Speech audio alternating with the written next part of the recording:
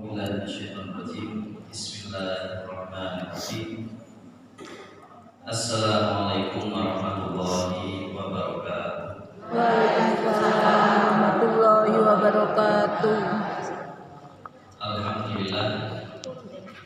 Nahmaduhu wa nasta'inuhu wa nastaghfiruh wa na'udzu billahi min shururi anfusina wa min sayyiati a'malina. May yahdihillahu fala mudilla lahu wa may yudlil fala hadiya lahu.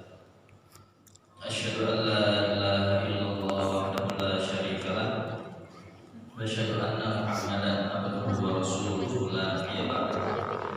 Allahumma sholli ala Muhammad wa ala ali Muhammad kama shallaita ala Ibrahim wa ala ali Ibrahim wa barik ala Muhammad wa ala ali Muhammad kama barakta ala Ibrahim wa ala ali Ibrahim innaka Hamidum Majid. Qala Allah Ta'ala fi Kitabihil Karim surah Ibrahim ayat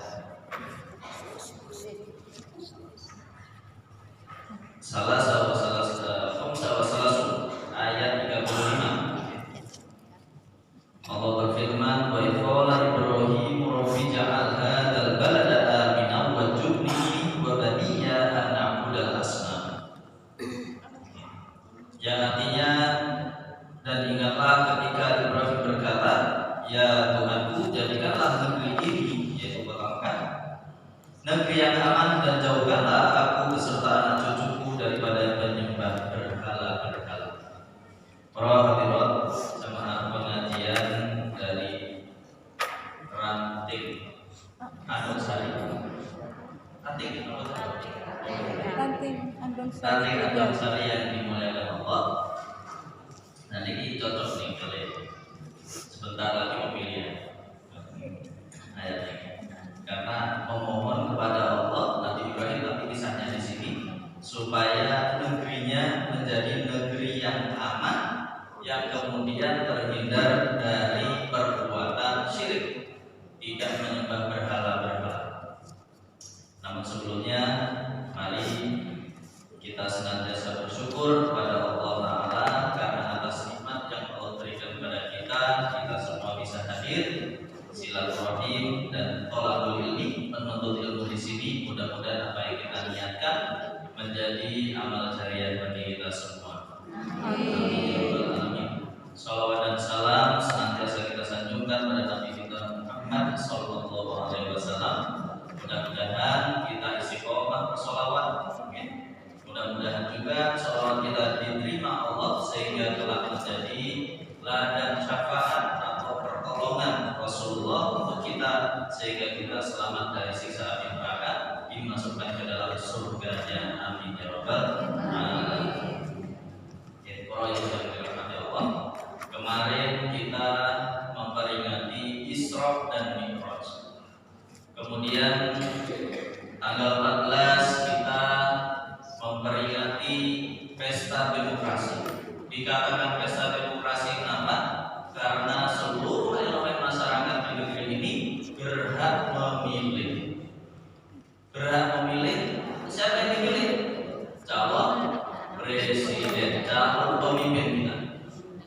Nah, apa hubungannya antara peringatan Isra dan Mi'raj dengan hari tanggal 14 Februari mendatang? Ada hubungannya. Jadi mungkin ini juga merupakan qadarullah atau takdirnya Allah supaya kita selaku umat mukmin, umat muslim. Kenapa kok kami selalu menyebutkan umat mukmin dan umat muslim? Apakah sama atau beda ini? Sama atau beda? Beda ya. Umat muslim sama orang mukmin itu beda. Orang mukmin sama orang muslim itu beda. Islam dan iman beda. Muslim berarti orang yang Islam. Mukmin berarti orang yang beriman. Nah, bedanya di mana?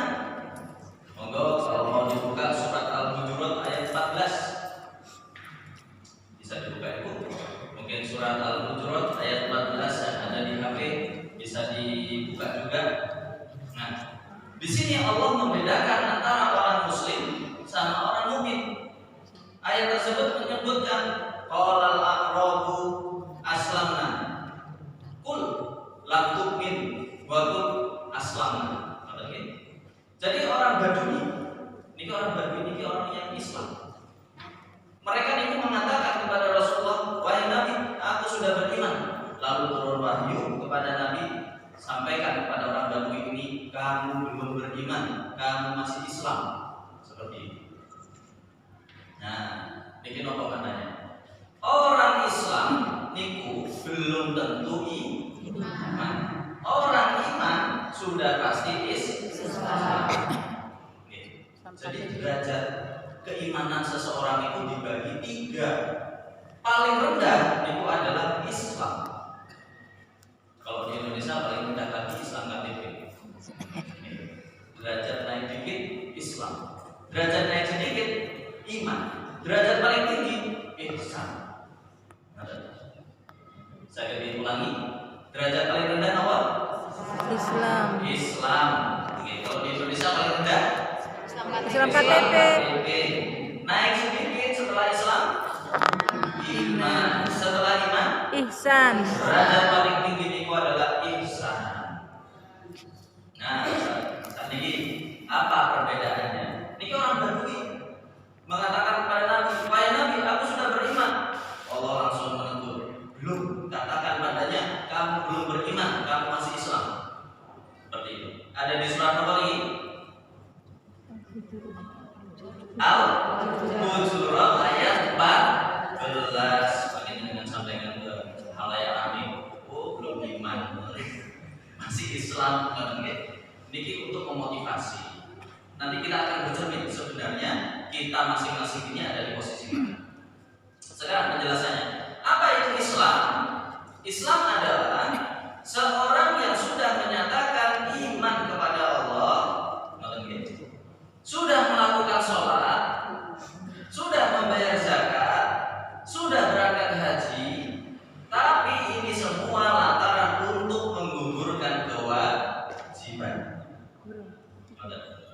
Bisa dipahami? Jadi sudah beriman kepada Allah, sudah sholat, tapi sholatnya ini untuk menggugurkan kewajiban. Sudah bayar zakat, tapi zakatnya untuk menggugurkan kewajiban. Sudah melakukan haji juga, tapi hajinya ditujukan untuk menggugurkan kewajiban. Artinya dalam melaksanakan sholat, melaksanakan zakat, melaksanakan haji itu berat, merasa berat, bukan menjadi kebutuhan. Berbeda dengan yang beriman.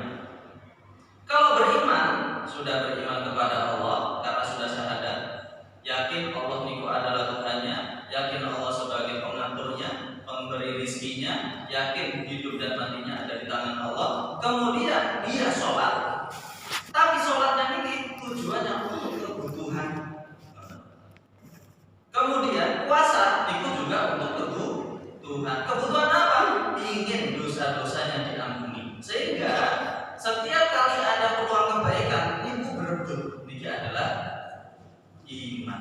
Berebut. Ini adalah peluang kebaikan. Bismillah, saya ambil. Wonten sumbangan.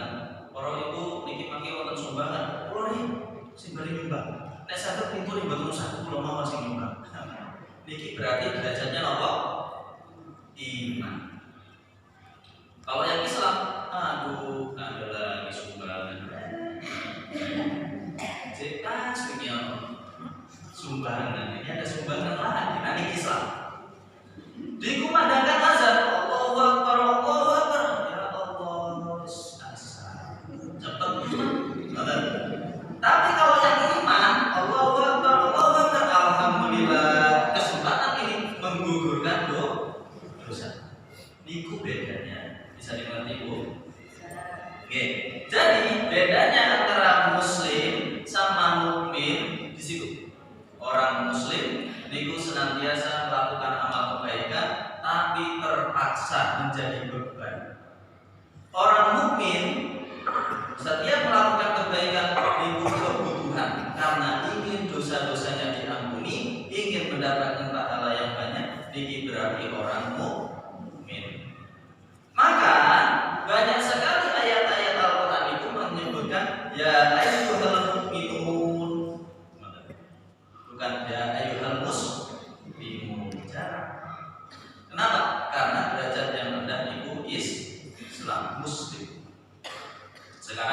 tingkat yang paling tinggi, muhsin atau ihsan. Tingkat ini adalah tingkat yang menyatakan ini tingkat yang paling takwa nih, paling tinggi.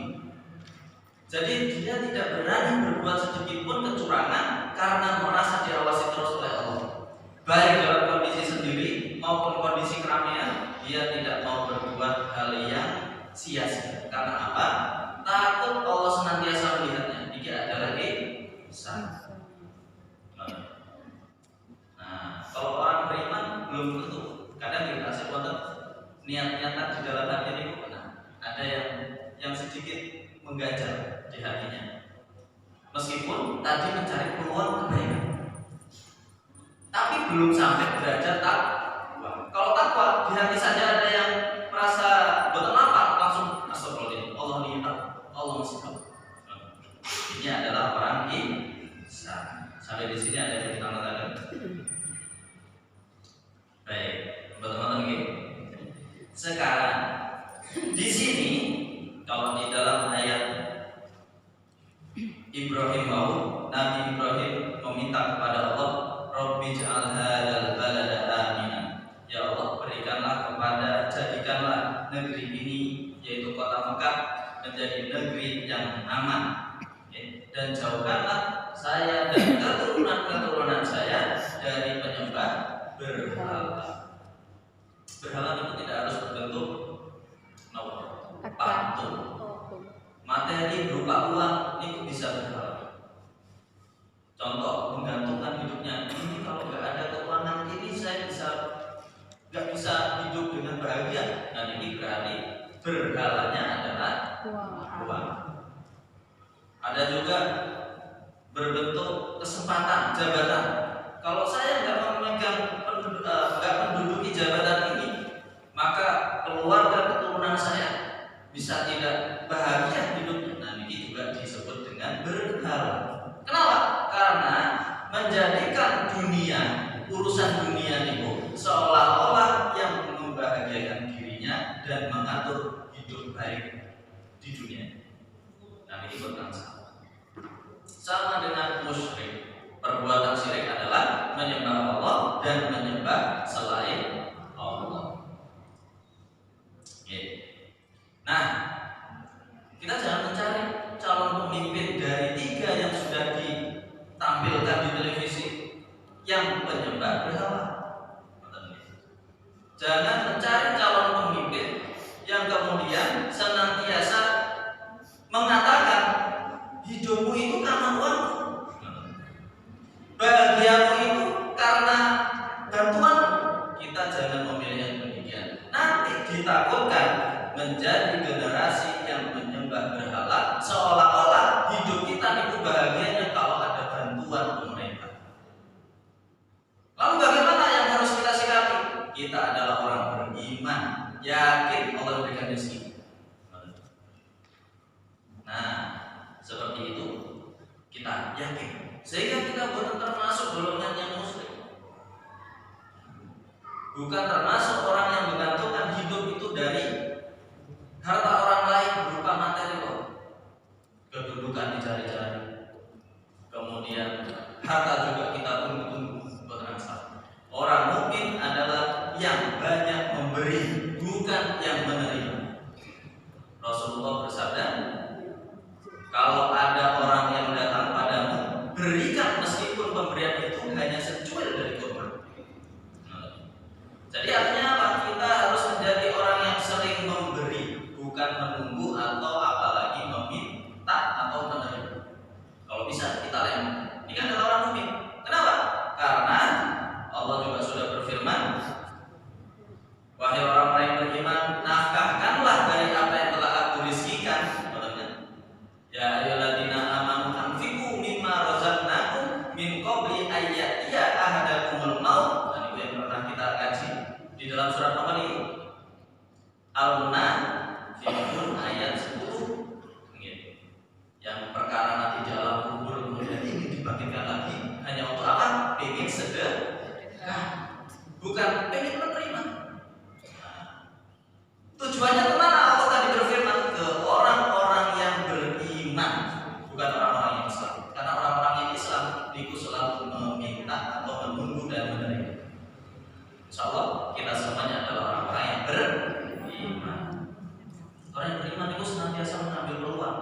ini waktunya saya diberi oleh Allah kesempatan untuk sedekah. Bismillah, meskipun ada 200 rupiah saya kasih.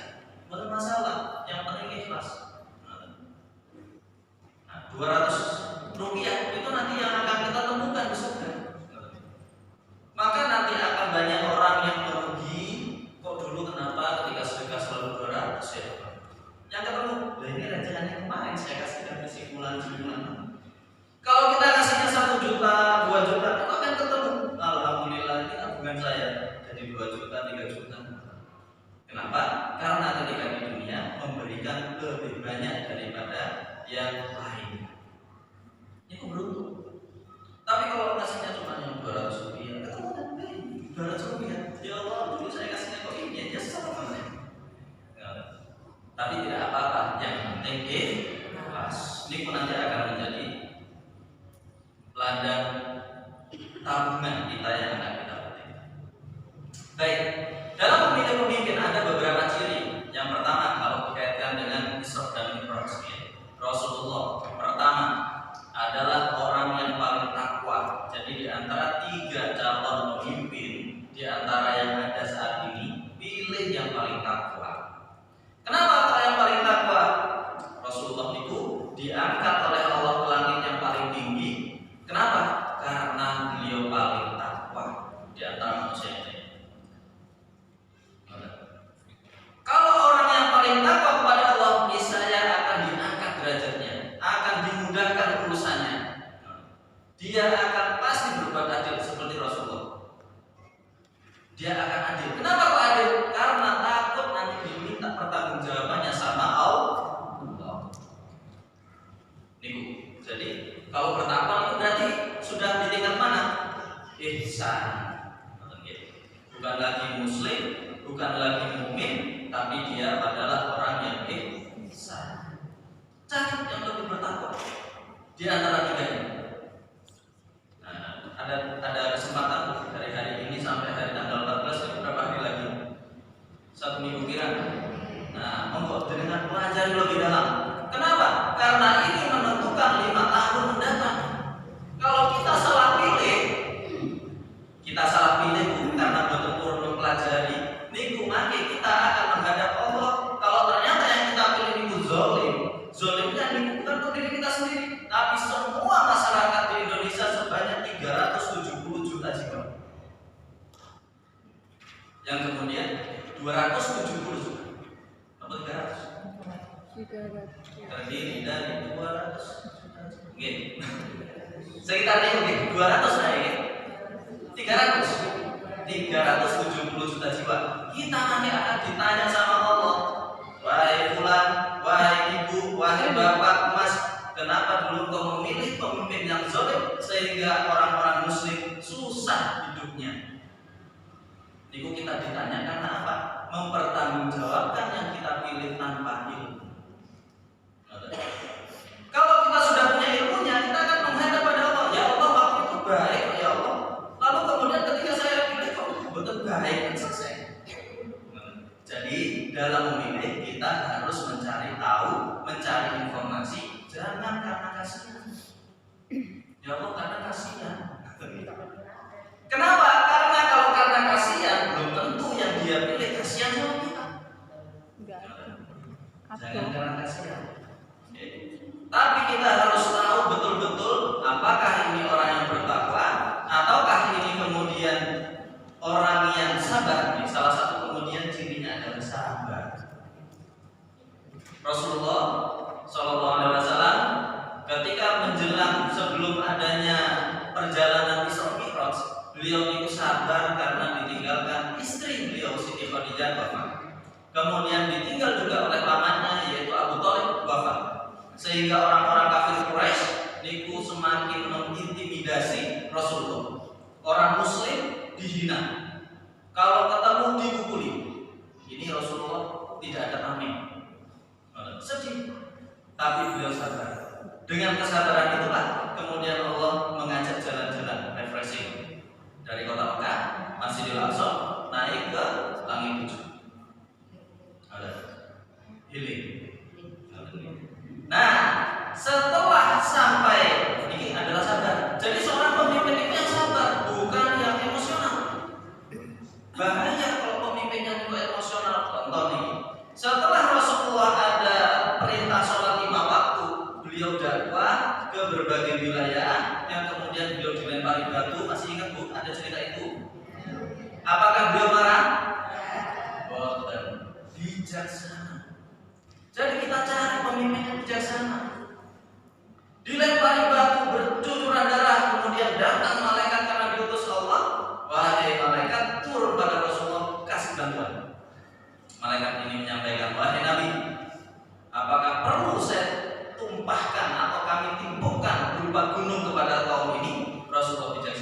tidak perlu karena mereka belum tahu. Memaafkan. Cari calon pemimpin dari tiga ini yang pemaaf, bijaksana, sabar. Wonten apa boten Bu? Wonten. Monggo niku dipilih. Yang bertakwa. Yang pertama. Kira-kira apa di antara yang bertakwa? Amin. Kira-kira. Kemudian peduli sama rakyat. Peduli sama umat. Di mana Rasulullah ketika di langit ketujuh niku mendapat perintah sholat berapa rakaat? Pertama kali 50. Kemudian ketika Rasulullah turun di langit bawahnya ketemu dengan Nabi Musa alaihissalam mengatakan, wahai Rasulullah, tak mungkin lah, jangan 50, umatmu nanti banyak itu tugasnya. Kalau 50 naik lagi minta dikurangi. Si pemimpin, calon pemimpin ini yaitu Rasulullah, ya sudah mengingat apa? Umatnya. Kalau Rasulullah sendiri mengukur beliau sendiri pasti mampu, karena beliau sebelum diangkat ke langit saja sudah takut. Pasti mampu untuk melaksanakan kewajiban 50 waktu. Tapi apa yang beliau ingat adalah umatnya. Umatku nanti di akhir zaman penuh dengan fitnah. Fitnahnya itu adalah dunia, ujian fitnahnya macam-macam. Maka saya mohonkan kepada Allah supaya yang wajib itu dikurangi. Sampai kemudian diwajibkan 5 waktu. Nah ini berarti apa? Rasulullah tidak egois, memikirkan umatnya, peduli, empati, simpati. Kira-kira di antara tiga ini ada? Ada. Monggo dipilih nih. Lempun sampai yang golput. Kalau dengan golput itu sama dengan memberikan peluang bagi orang-orang yang curang untuk mendapatkan tambahan suara. Emang makin meskipun liburan pun jalan-jalan. Bismillah, ikhtiar supaya nanti menghadap kepada Allah kita bisa mempertanggungjawabkan. Karena kita juga peduli kepada seluruh umat masyarakat Indonesia yang sedemikian banyak dan 5 tahun. Niku kalau pas, kalau nambah kan bisa jadi 10 tahun. Oke. Nah, sampai di sini Bu, ada yang mau ditambahkan? Monggo. Monggo.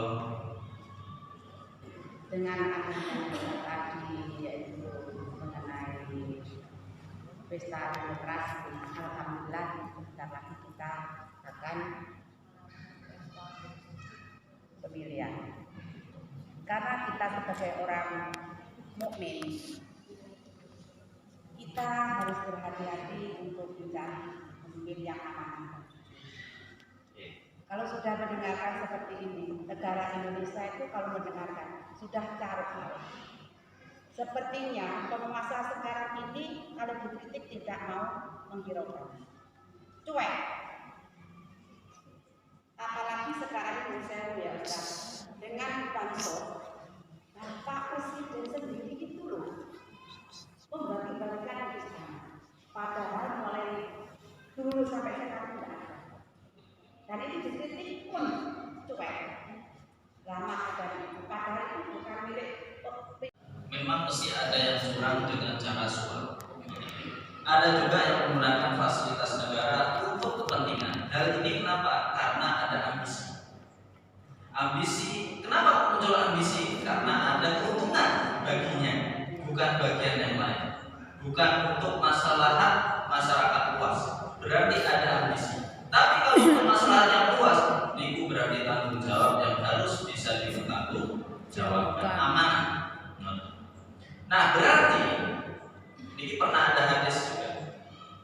Abdurrahman bin Samurah datang kepada Nabi, wahai Rasulullah, berikanlah saya sebuah jabatan. Lalu Rasulullah menjawab, wahai Abdurrahman bin Samurah, kalau kamu mendapatkan jabatan lantaran karena kamu yang meminta, maka akan ditimpakan oleh Allah amanah yang kamu tidak dibantu olehnya.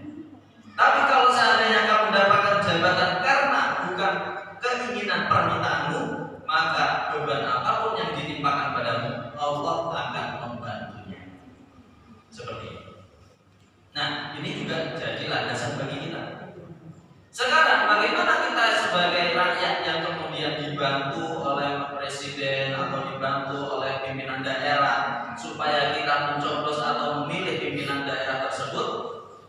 Kita harus berpikir bagaimana akhlak, bagaimana kemudian takwaan, bagaimana ambisinya, bagaimana dan seterusnya. Kalau ada permintaan berarti kan minta. Ini saya kasih uang, nanti tolong golkan saya, loloskan saya. Ini berarti orang ambisi atau betul? Ambisi. Ambisi. Dia sudah mengeluarkan modal untuk jualan, maka berarti harus kembali modal bahkan lebih Banyak. besar, lebih utuh. Nah, ini ada termaktub di dalam surat banyak kalau ini, termasuk di dalam surat Al-Baqarah, surat Al-Baqarah ayat 174. Innal ladzina yaktumuna ma anzalallahu minal kitabi wa yashruna bihi samanan qalilan ulaika ma yaquluna fi butunihim illa nar wa la yukallimuhumullahu yawmal qiyamati wa la yuzakkihim wa lahum adzabun alim. Jadi orang yang menerima upah tadi sebenarnya dia tahu dia ini yang kasih adalah ambisi, tapi kemudian ambisi tadi ini pun disembunyikan seolah-olah yang memberi ini adalah sedekah. Ingat, ini sama dengan membeli kezaliman, menjual petunjuk Allah. Kebenaran dipoles, kebenaran ditutupi. Lalu apa hubungannya dengan ayat ini? Allah berfirman, sesungguhnya orang-orang yang menyembunyikan apa yang telah diturunkan Allah berupa kebenaran, yang ada di dalam Alkitab dan menjualnya dengan harga yang murah. Jadi kalau di dalam Al-Quran, di dalam hadis itu kan sudah dilarang kita memilih yang ambisi. Tapi karena dapat upah, dapat uang, kemudian kita tutupi ambisi itu, kita katakan ini adalah sedekah, berarti sama dengan kita yang menerima waktu, yang menutupi, sama dengan menjual kebenaran dengan tipu, dengan kebatilan. Dengan apa? Dengan harga yang sangat murah. Meskipun dikasih triliunan, meskipun dikasih miliaran, menurut Allah tidak ada apa-apanya karena Allah Maha Kaya. Sia-sia. Justru nanti orang ini akan merasa kurang terus. Dia akan menjadi orang yang mengemis-ngemis kepada orang yang tadinya ngasih. Betul atau betul? Betul. Makanya dikatakan sama Allah itu adalah harga yang murah. Lalu apa hubungannya nanti di akhirat? Maka mereka sebenarnya tidak memakan atau tidak menelan ke dalam perutnya, melainkan api. Dan Allah tidak akan berbicara dengan mereka pada hari kiamat, dan Allah tidak juga mensucikan mereka, artinya dosa-dosanya tidak akan diampuni. Dan bagi mereka siksa yang amat pedih. Kenapa kok sampai gitu? Karena ini berkaitan dengan masyarakat yang banyak. Maka harus tahu kita dalam hal calon pemimpin ini harus betul-betul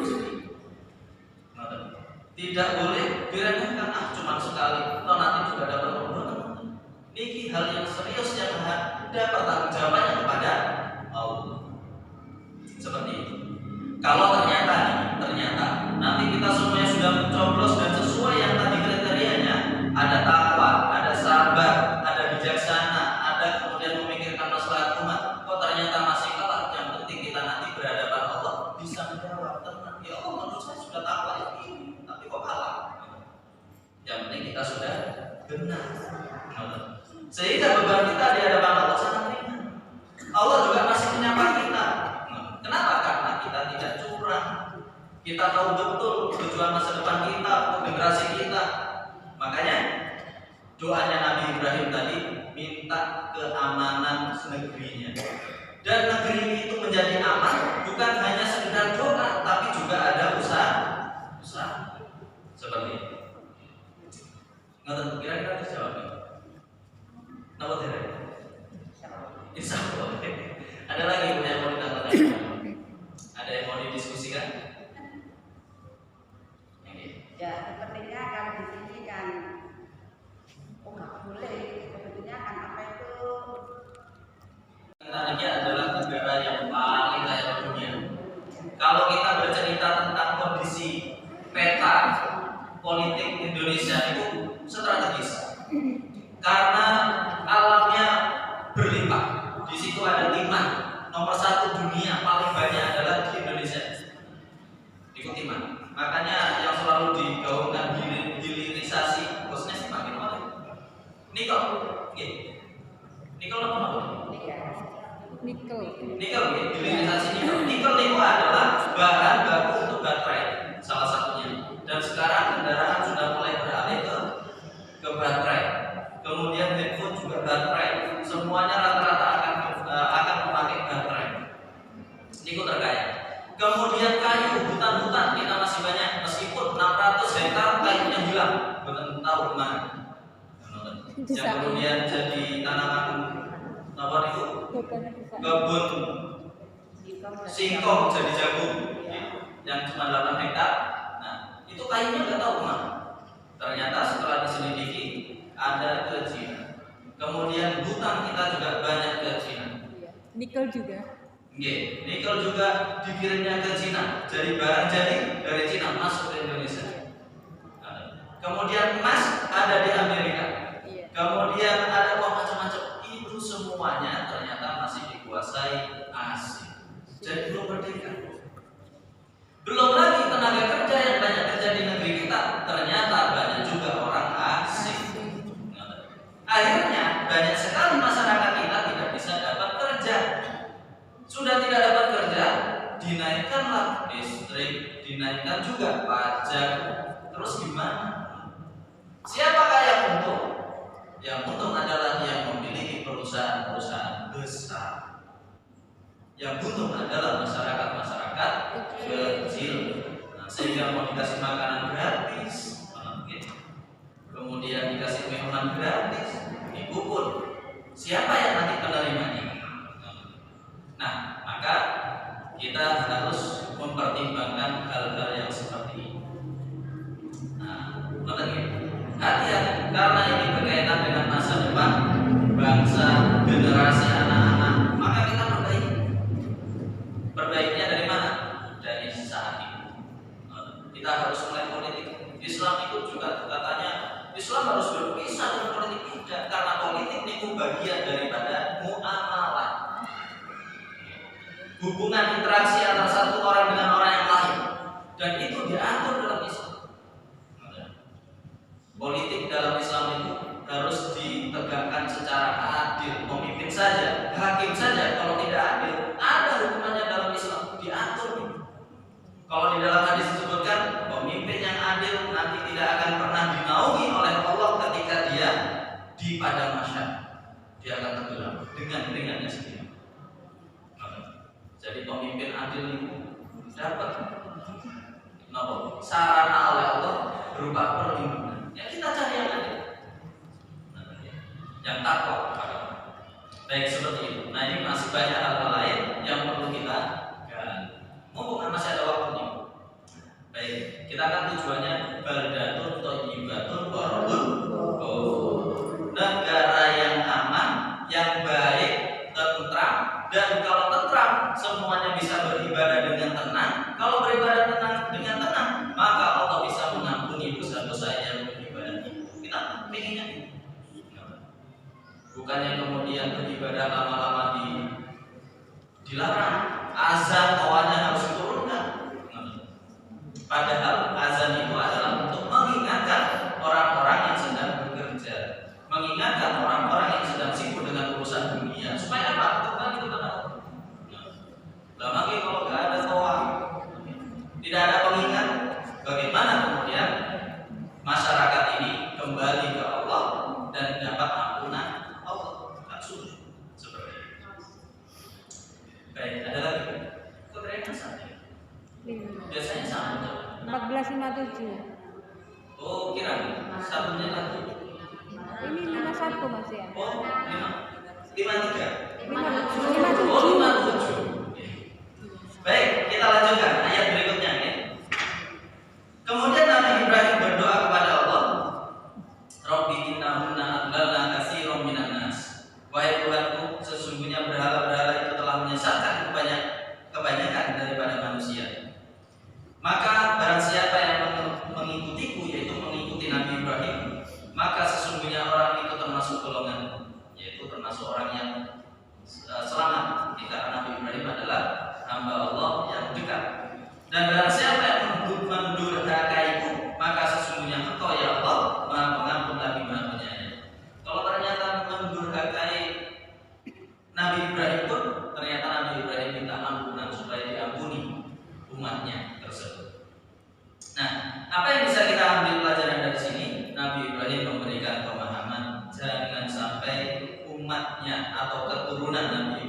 ini mengikuti berhala-berhala yang menyesatkan, mengikuti dunia-dunia yang tadinya dicinta, disuka, diharapkan ternyata menjadi penyesat. Nah, ini mengingat bagi kita, jangan sampai kita menjadi orang yang bersandar pada urusan dunia. Dunia itu cepat hilang, dia cepat hadir, cepat juga hilang. Dan kalau kita menikmati dunia itu sebagai bonus dari Allah, yang berarti kalau cepat hilang juga kita akan tenang. Tapi kalau kemudian mencari-cari, kemudian berharap dunia itu diperoleh, ternyata tidak diterima, maka dia akan sakit hati. Kalau sudah sakit hati, keimanannya lemah, lama-lama bisa jadi meninggalkan agamanya. Kemudian sebenarnya orang yang beriman pada Allah itu justru cobaannya berat. Dunia itu akan dihindarkan kepada orang-orang yang beriman. Terus kebanyakan seperti itu. Makanya kalau kita melihat ini orang mukmin rata-rata nggak mampu-mampu. Kenapa? Karena Allah juga sehat. Itulah keadilan Allah. Allah menyelamatkan. Bahaya. Kalau orang semakin banyak hartanya, kira-kira semakin neko-neko atau semakin rendah diri biasanya? Neko-neko. Biasanya tambah neko-neko. Tambah harta, belanjanya juga tambah banyak. Ditambah harta lagi, sudah punya ini masih pengen lagi. Seperti itu. Maka Allah dengan memberikan secukupnya atau sepatutnya, itu Allah sedang menyelamatkan umat yang mukmin. Kalau ternyata ada yang diberikan Allah berlebih, nah ini karena Allah percaya bahwasanya hamba tersebut bisa memanfaatkan sarana dari Allah untuk kebaikan. Ada Nabi sinten yang paling kaya? Sulaiman, Nabi Sulaiman. Rasulullah juga paling kaya dulu. Kaya, tapi kemudian kekayaannya untuk dakwah. Nah di situ kemudian Allah memberikan keringanan, tidak dikuning. Nah, kemudian kalau Nabi Sulaiman ini memang kaya, kemudian digunakan untuk dakwah. Nah ini adalah contoh-contoh yang baik yang harus kita ambil. Kondisi mampu kita seperti apa? Kondisi belum mampu juga harus seperti apa? Pada intinya semua harus ditujukan untuk beribadah. Seperti itu. Jadi di sini Nabi Ibrahim berharap supaya umatnya, pengikutnya jangan mempertuhankan berhala-berhala, karena itu bisa menyimpang dari ajaran Nabi Ibrahim atau ketauhidan. Tapi kalau ternyata ada yang seperti itu dari umat beliau, yaitu umat mukmin, umat muslim, kalau ini memang orang Islam, Nabi Ibrahim minta supaya diampuni. Begitu juga Rasulullah SAW. Kalau umatnya nanti ada yang salah, beliau juga minta diampuni umat tersebut. Yang penting pesan Rasulullah, jangan tinggalkan dua perkara, yaitu Al-Quran dan Sunnah. Kalau ternyata ada yang sedikit menyimpang, nanti Rasulullah akan meminta pertolongan pada Allah supaya diampuni melalui apa? Syafaatnya. Baik, sampai di sini ada yang mau ditambahkan? Ayo teman-teman. Teman-teman lagi berarti paham semua. Diingat-ingat, oke? Tadi tingkatan iman atau tingkatan Islam itu tadi ada berapa? 3. Paling rendah Islam. Derajat berikutnya iman. Derajat paling tinggi Islam. Monggo kita berintrospeksi diri. Sebenarnya ketika azan saya merasa berat atau bahagia? Bahagia.